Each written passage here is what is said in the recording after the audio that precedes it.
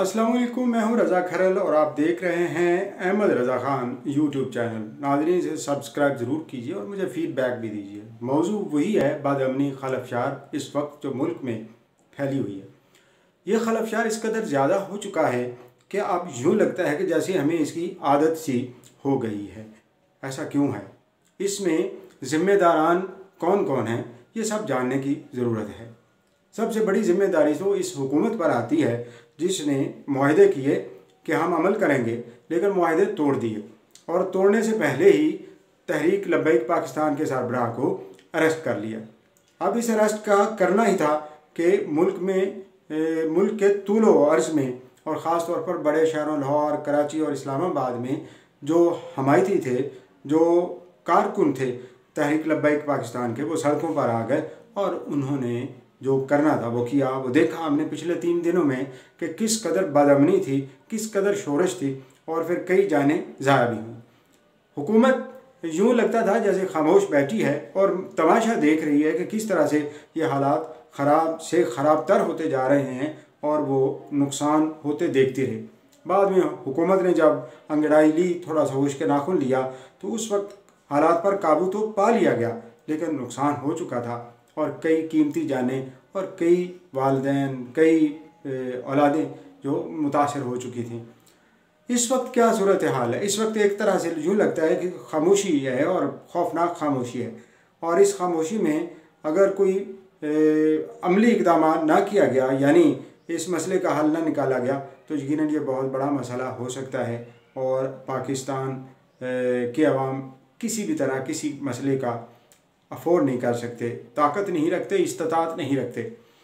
अभी हुकूमत ये कहती है कि वो बैन कर चुके हैं तहरीक लब्बैक पाकिस्तान को।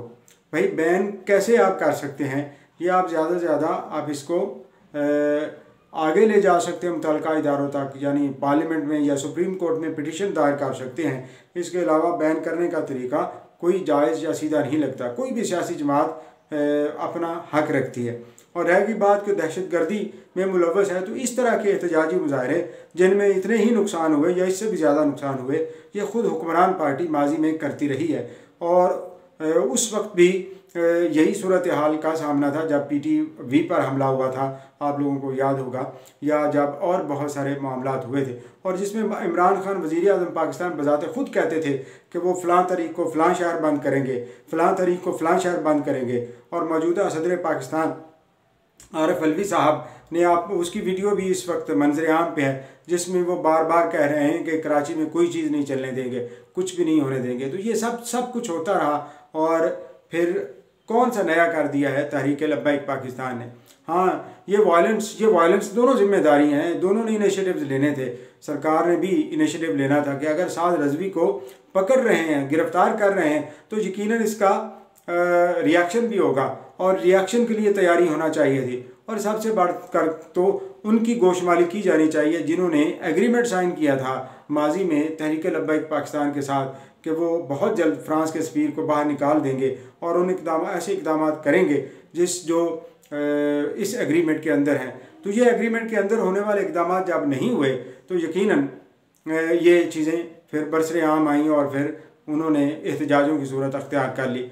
अब सूरत हाल ये है कि हुकूमत को बहुत जल्द रीथिंक करना चाहिए, रिविज़िट करना चाहिए इन मामलात पर, और इनिशिएटिव लेने चाहिए और कन्विंस करना चाहिए तहरीक लब्बैक पाकिस्तान को कि वो इसको इसलिए नहीं बैन करने जा रहे कि वो जो है एक मुखालिफ जमात है, बल्कि उसके अंदर अगर कोई ऐसे मिसक्रिएंट्स हैं जो टेररिज्म कर सकते हैं, उनको रोकने के लिए। लेकिन ये सब चीज़ें इस लिहाज से मायने नहीं रखती हैं क्योंकि हुकूमत ने अभी तक कोई सीरियस संजीदा कदम नहीं उठाया है। और जहाँ तक कोरोना की बात है, तो कोरोना के हवाले से भी कोई संजीदा कदम नहीं उठाया गया, और आप लोग तो जैसे आदी हो गए हैं कि होना कुछ नहीं, बस तबाही तबाही, बर्बादी बर्बादी है। मायूसियत वैसे तो कुफर है, यासियत नहीं होनी चाहिए, लेकिन हुकूमत जब कुछ काम कर ही नहीं रही तो फिर मायूसी तो ऑटोमेटिक हो जाती है। लेकिन हमें फिर भी आगे बढ़ना है, उम्मीद रखनी है। वसलाम।